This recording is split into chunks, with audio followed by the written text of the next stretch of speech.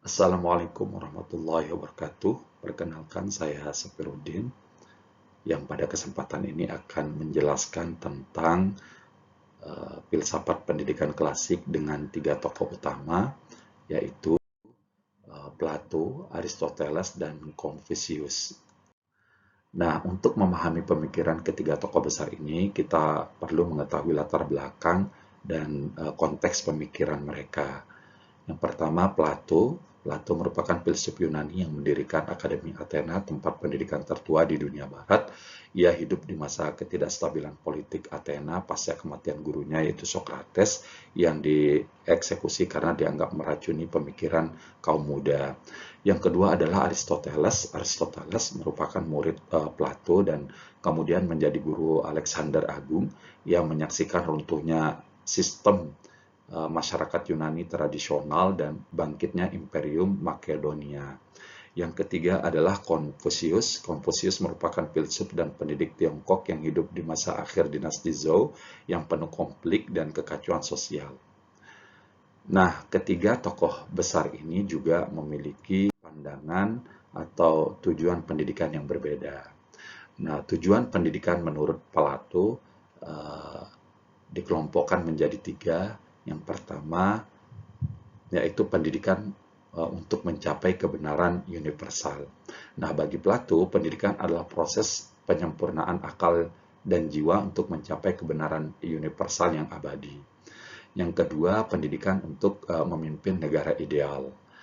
Nah, Plato percaya bahwa mereka yang telah menempuh pendidikan filosofis tinggi atau tertinggi yang layak memimpin. Bahkan dalam sebuah karyanya, uh, Plato menggambarkan sistem pendidikan khusus untuk mendidik kaum elit uh, atau para guardian dan philosopher king yang akan memimpin dengan kebijaksanaan. Dan yang ketiga adalah pendidikan untuk membangkitkan pengetahuan yang tersembunyi dalam diri peserta didik melalui metode dialektika. Selanjutnya, tujuan pendidikan menurut Aristoteles. Aristoteles merumuskan tiga tujuan pendidikan. Yang pertama adalah pendidikan untuk membentuk kebiasaan dan karakter. Aristoteles percaya bahwa kebajikan tidak bisa diajarkan hanya melalui teori, tetapi harus dipraktikkan hingga menjadi kebiasaan. Yang kedua, pendidikan sebagai wadah praktik dan pembiasaan. Menurut Aristoteles bahwa pendidikan dalam mengembangkan kebajikan melalui praktik berulang dan pembiasaan, bukan sekedar pembelajaran konseptual. Lalu kemudian yang ketiga bahwa pendidikan harus mempersiapkan individu untuk berpartisipasi aktif dalam kehidupan masyarakat.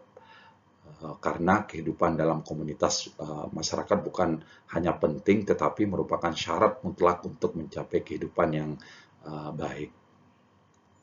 Selanjutnya tujuan pendidikan menurut Confucius. Yang pertama adalah untuk mencetak Junzi.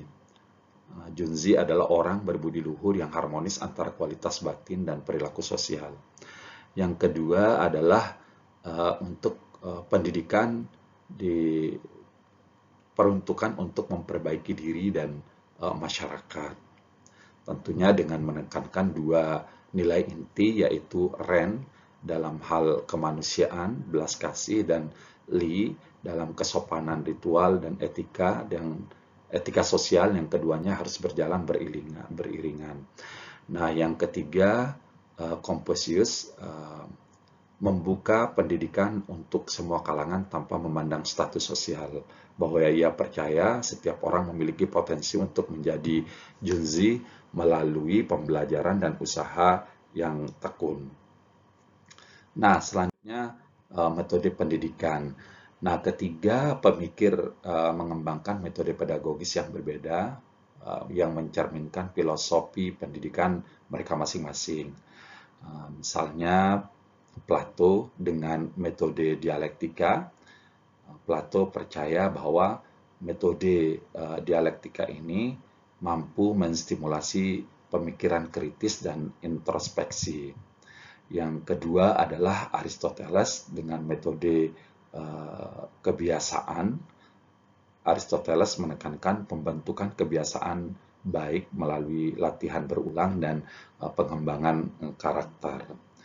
Kemudian yang ketiga, metode ritual. Confucius mengungkapkan pengajaran melalui contoh teladan, ritual atau li dan pembiasaan nilai moral dalam kehidupan sehari-hari. Selanjutnya, peran komunitas dan moralitas dalam pendidikan. Menurut Aristoteles, bahwa komunitas atau polis adalah kekuatan moral dan tempat pendidikan berlangsung. Karena menurut Aristoteles, manusia hanya bisa berkembang dalam konteks sosial yang sehat.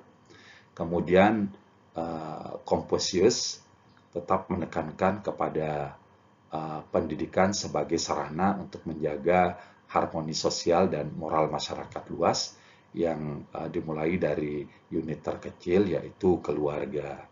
Kemudian Plato tetap berfokus pada pendidikan untuk kaum elit dalam rangka mendapatkan pemimpin masyarakat ideal dengan kebijaksanaan filosofisnya.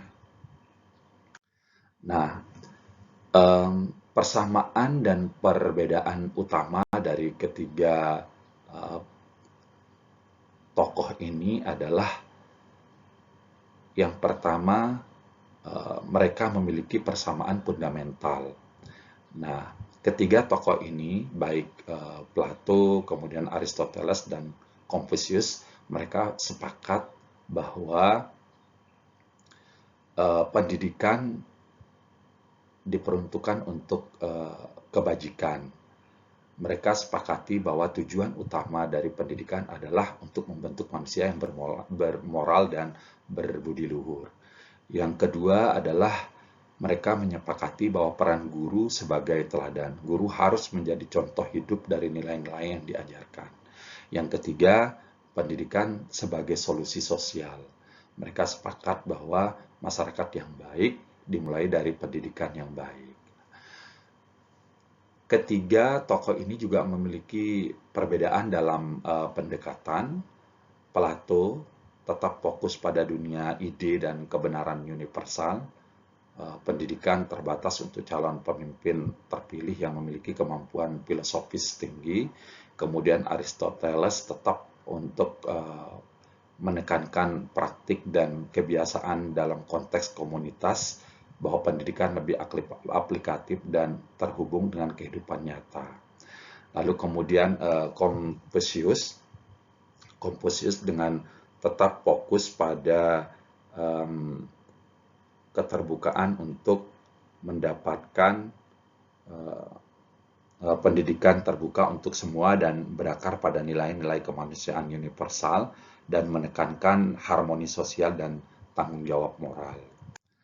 Nah, warisan dan relevansi pemikiran mereka. Jadi, pemikiran ketiga tokoh ini, baik Plato, kemudian Aristoteles maupun Confucius, bergema hingga ribuan tahun kemudian, membentuk sistem pendidikan modern di berbagai belahan dunia. Nah, Plato tetap dengan idealisme pendidikan Barat. Akademi Plato menjadi prototipe untuk universitas modern. Pendekatannya tetap terhadap pendidikan liberal art dan critical thinking, masih menjadi fondasi pendidikan filosofi dan humaniora di Barat hingga kini.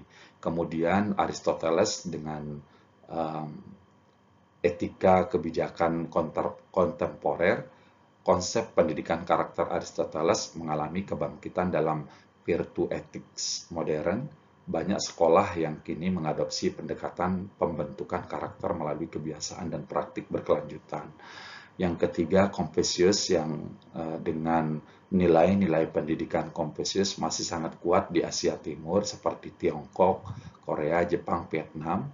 Penekanannya pada respek terhadap guru, pembelajaran tekun, dan tanggung jawab sosial terus membentuk budaya pendidikan regional. Nah, kesimpulan dari penjelasan kita pada kesempatan ini adalah yang pertama, bahwa pendidikan sejatinya bukan sekedar transfer informasi atau keterampilan teknis, tetapi transformasi fundamental jiwa, karakter, dan cara berpikir seseorang. Kemudian Plato mengajarkan pentingnya akal dan pengetahuan filosofis. Aristoteles menekankan pembentukan karakter melalui praktik. Confucius mengedepankan harmoni sosial dan nilai kemanusiaan, dan ketiganya saling melengkapi. Kemudian relevansi untuk masa kini bahwa di era yang dipenuhi kemajuan teknologi namun sering kehilangan arah moral. Sehingga hikmah dari ketiga pemikir ini mengingatkan kita bahwa pendidikan harus tetap berpusat pada pembentukan manusia yang bijaksana, beretika, dan bertanggung jawab terhadap sesama. Nah, demikian penjelasan saya tentang filsafat pendidikan klasik dari tiga sudut pandang filsuf. Mudah-mudahan ada manfaatnya. Sampai ketemu di pembahasan materi berikutnya. Terima kasih. Wassalamualaikum warahmatullahi wabarakatuh.